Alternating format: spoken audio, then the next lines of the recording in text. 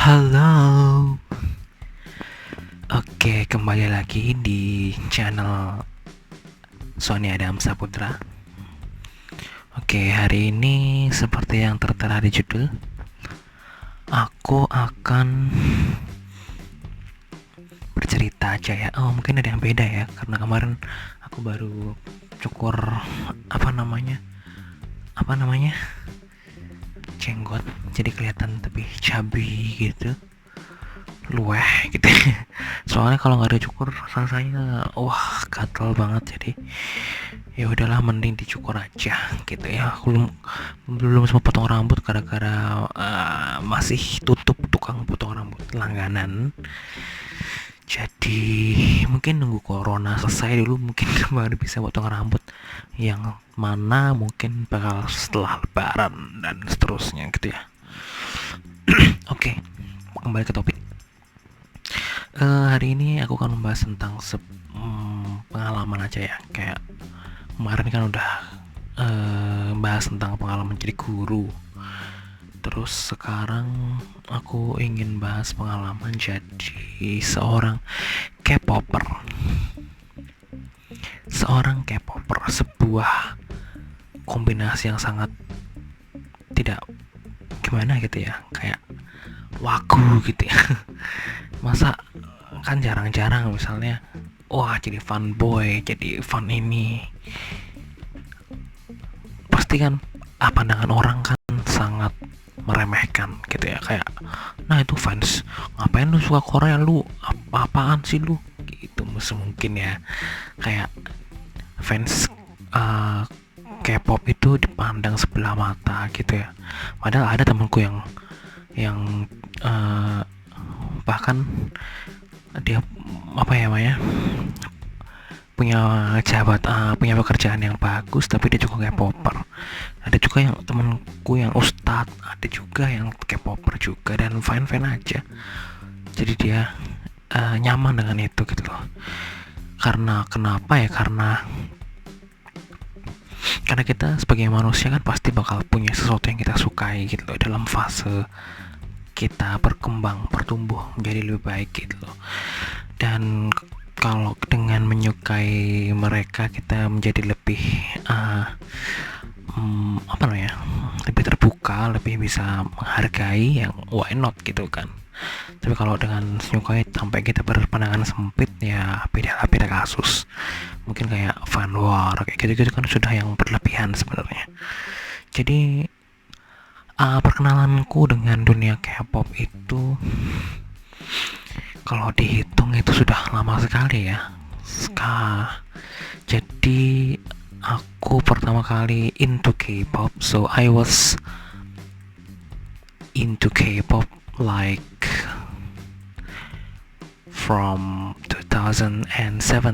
Jadi kayak dari tahun 2007, bayangkan 2007 tuh sudah berapa tahun, 13 tahun, lebih dari satu dekade. Iya kan, satu lustrum, lebih dari satu lustrum. Tapi tahun 2020 ini I'm not into K-pop because alasan-alasan lain. Jadi nanti aku ceritain kenapa. Tapi seenggaknya aku menjadi K-popper itu selama 10 tahun lebih gitu ya. 10 tahun, satu lustrum lah anggap aja gitu. Jadi dan yang pertama kali aku suka waktu itu adalah kenapa I'm into K-pop, because of Sonyoside, like SNSD. Kan dia ada 2007 ya kalau tidak salah, 2007 ya. Lagunya kan Into the New World waktu itu kalau tidak salah. Correct me if I'm wrong kalau yang nonton ini K-popper gitu. Jadi aku adalah K-popper di generasi Korea untuk idol di generasi kedua ya. Semacam itu ya, atau gimana, kalau salah nanti dikoreksi ya. Jadi setelah generasi pertama yaitu yang HOT, GOT, Turbo dan teman-teman, habis itu kan muncul generasi kedua yaitu tahun 2000 sampai 2010, dari mulai 2001 Vinkal ya kalau nggak salah, 2005 Super Junior, nanti Dongbang Singki juga ada, terus nanti ada Sunyosite, dan kemudian di endingnya sebenarnya 2010 itu EXO. Cuma dari EXO masuknya ke generasi kedua atau generasi ketiga, nggak tahu deh ya. Jadi ya pokoknya tahun 2007 itu perkenalanku pertama dengan K-pop. Waktu itu aku masih SMA, dan waktu itu nggak tahu kenapa itu lagu-lagunya itu ada di warnet dekat rumah. Waktu itu sebelah rumahku masih warnet, jadi langganan gitu ya. Kalau bosan biasanya melipir ke situ buat entah ngapa-ngapain, buat apalah itu. Ternyata di situ ada video. Waktu itu video kita masih pakai floppy disk ya, waktu itu zaman bener-bener masih pakai, ada pun masih waktu itu masih MP3 player yang flash disk yang masih kecil ya, storynya apa namanya, memorinya masih kecil lah itu. Jadi cuma bisa nyimpan satu lagu atau dua lagu. Video itu masih zaman FLV yang masih jelek banget gitu. Jadi YouTube masih sudah ada YouTube mungkin kayak kalau salah, tapi kualitasnya benar-benar jelek sekali gitu. Dan itu ada di situ lagunya Sunyosite yang pertama dengan romanisasi yang jelek waktu itu. Sebelum yang seperti sekarang kan ada romanisasi yang pakai gitu ya, boko sih gitu kan, ada yang zaman romanisasi yang seperti itu. Nah itu mulailah aku ngeprint lirik Sunyosite. Yang paling aku suka ya album pertamanya ya, mulai yang Into the New World sampai Kisinggi dan teman-teman itu. Terus entah kenapa sebenarnya aku tidak terlalu suka banget dengan K-pop. Jadi kayak ada jeda ini. Sebenarnya 2007 tuh aku cuman suka lagu itu doang gitu. Sama paling CTL ya, Malekong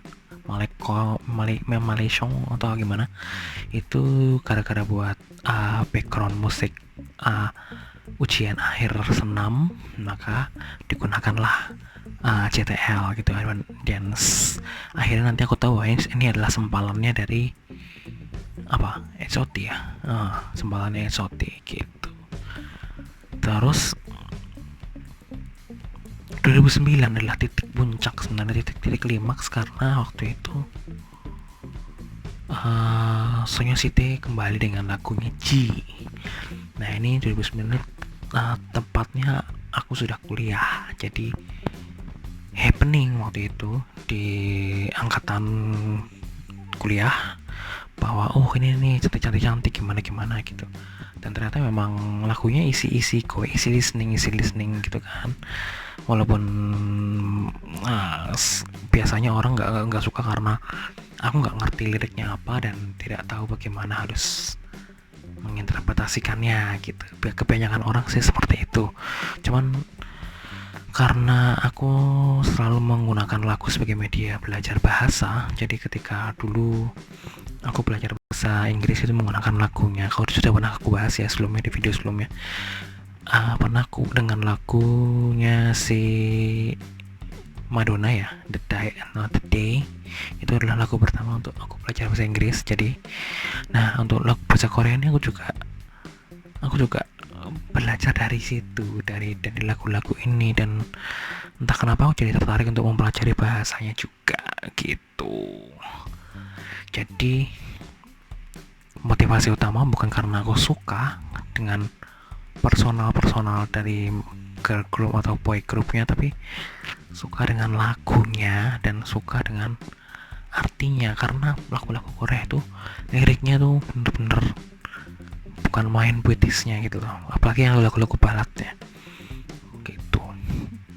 Terus ya udah, mulai dari 2009 itu sudah mulai banyak pengetahuan tentang K-popan, dan kemudian akses internet juga lebih mudah waktu itu, sehingga pengetahuan kekepoanku mau membuat pengetahuan K-popku bertambah banyak gitu ya. Mulai dari nggak cuman SNSD doang, tapi mulai juga aku pelajari semua girl group atau boy group yang lagunya enak gitu ya, yang lagunya mengena gitu. Kayak aku jadi kenalan sama Super Junior, aku jadi kenalan sama 1PM, aku jadi kenalan sama Beastie, aku jadi kenalan sama CN Blue gitu kan, pernah juga ngetren waktu itu. Kenalan juga habis itu ke generasi ketiga EXO, kemudian ke selanjutnya lagi ada BTS, akhirnya sampai lulus BTS baru mulai terkenal sampai mendunia. Jadi sebuah proses yang membidani. Jadi dari idol Korea yang tidak dikenal oleh siapapun di dunia ini, kemudian jadi orang-orang dunia jadi agak concern. Jadi oh, ada Psy, ada BTS gitu. Dan hmm, lumayan panjang ya perjalanannya, sampai kalau dilihat dari koleksi di harddisk mungkin video-video musik videonya pun banyak banget, kayak ya banyak lah, hampir semua girl group atau boy group itu mungkin ada. Tapi kan saking banyaknya jadi nggak semuanya harus dikoleksi kayak gitu. Tapi kemudian hobi ini tidak hanya menjalar di musik ternyata, tapi juga menjalar ke variety show, kemudian reality show, kemudian drama gitu. Untuk drama mungkin kita ngomongin di episode yang lain ya, dan reality show dan teman-temannya bakalan ke episode yang lain. Cuman semenjak itu dan sampai sekarang aku masih mendengarkan musik Korea, cuman untuk girl group atau boy group yang aku pernah tahu aja gitu. Kayak misalnya terakhir ada Red Velvet dengan Psycho, itu yang terakhir ya kalau nggak salah. Tuh ada yang lebih terakhir lagi, ada BTS dengan apa kemarin ya, itulah apa yang terakhir yang ada yang sinematiknya bagus itu, aku lupa namanya tuh ya gitu, lupa.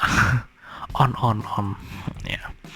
Terus ada juga yang terakhir, aku belum lihat videonya, tapi sudah masuk di Spotify ku. Itu adalah lagunya Aping yang dam atau gimana atau apa gitu ya. Aku tidak lagi apa ya, mengikuti perkembangan dunia K-pop sampai sedetail itu, sampai kayak dulu. Jadi benar-benar tahu gosip Korea, aku lebih tahu gosip Korea daripada gosip Indonesia gitu. Ya nggak penting juga sih gosip Indonesia, tapi kayak untuk artis saya sampai sekarang aku juga nggak tahu sih artis Indonesia siapa aja. Tapi kalau seenggaknya aku tahu kalau artis Korea, oh ini, oh ada si ini, si ini, karena banyak dibahas di, selain di musik juga di mana-mana dibahas ya, kayak di reality show dan teman-temannya gitu. Sampai pada akhirnya di tahun 2019 ada sebuah event yang tahunan sebenarnya, kayak produce di series Produce 101 yang seri keempat.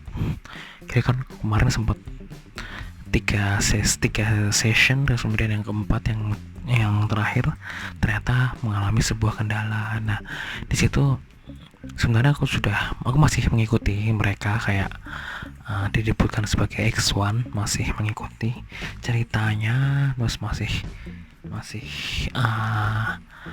ikut-ikut euforianya mereka juga. Cuman tapi akhirnya kemudian kok jadi aneh gitu rasanya.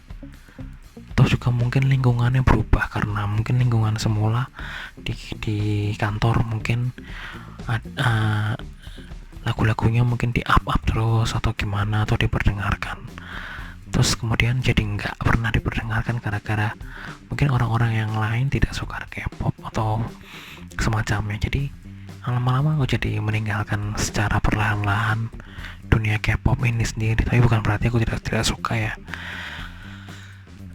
cuman meninggalkan karena aku sekarang lebih menyukai dunia lagu Indonesia dan yang apa ya, yang senandika gitu, yang punya estetik senandika, kayak mungkin Ardhito Pramono dan Sal Priadi dan Pamungkas kayak gitu.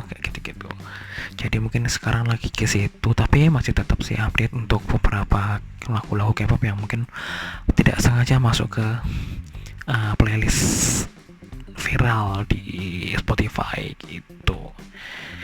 Atau juga ya kalau bagus kayak, tapi yang maksudnya aku tidak terlalu yang kepo nih, oh ada idol baru ini namanya siapa aja gini ini tidak sampai segitunya sih. Kayak aku di Idol aja aku tidak tahu siapa itu selain mungkin si siapa yang jebolannya produce juga itu Soyeon ya gitu. Ya paling itulah perjalanan 13 tahun 12 tahun sekian dalam menjalani kehidupan per-K-popan. Iya, masih setia dengan bias. Kalau disuruh milih bias, masih setia dengan Taeyeon, Sunyosite, karena itu the first bias that I go into. Terus untuk favorit boy group aku tidak ada karena semuanya aku suka. Tidak ada aku punya poster di sini, nggak ada. Jadi semuanya aku suka. Gitu. Oke.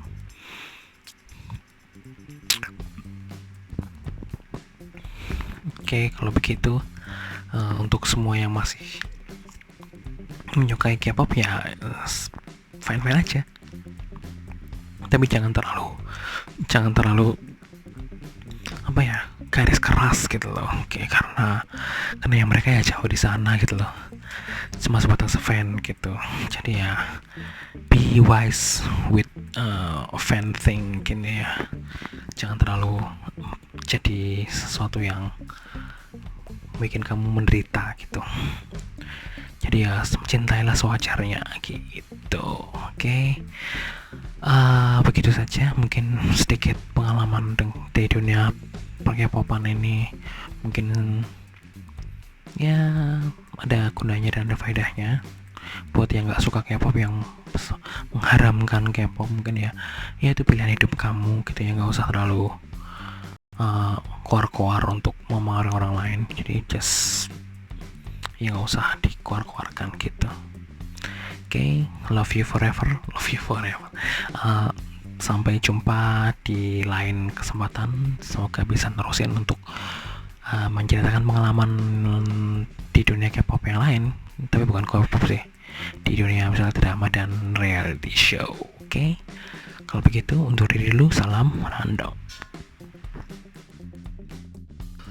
Oh iya, aku lupa sesuatu. Harusnya tadi aku ngomongin, tapi aku lupa. Yaitu aku bakal ngadain sebuah giveaway kecil-kecilan. Karena sedang ngomongin Koreaan, sedang ngomongin K-pop, maka aku akan giveaway sebuah hal yang berhubungan dengan K-pop, yaitu unofficial BTS collection card. Oke, unofficial. Oke, pertanyaannya gampang aja. Siapakah? Sebutkan salah satu member dari grup band atau girl band atau boy band mana aja yang paling kamu sukai, dan sebutkan alasannya mengapa. Oke, mungkin itu. Kirimnya ke alamat email yang ada di bawah sini. Oke, ditunggu. Kalau ada yang ikut-ikutan aja, nanti pemenangnya akan langsung. Oh iya Pak, yang mau ikutan, selain jawaban dari pertanyaan aku tadi, lampirkan juga alamat surat sampai kode pos. Jangan lupa kode pos, alamat surat yang lengkap dan kode pos. Jangan lupa. Yang terpilih, yang tergokil, yang teramazing, yang terlucu, yang out of the box bakalan aku kirimin collection cardnya tadi ke alamat kamu langsung. Oke, begitu aja. Dah.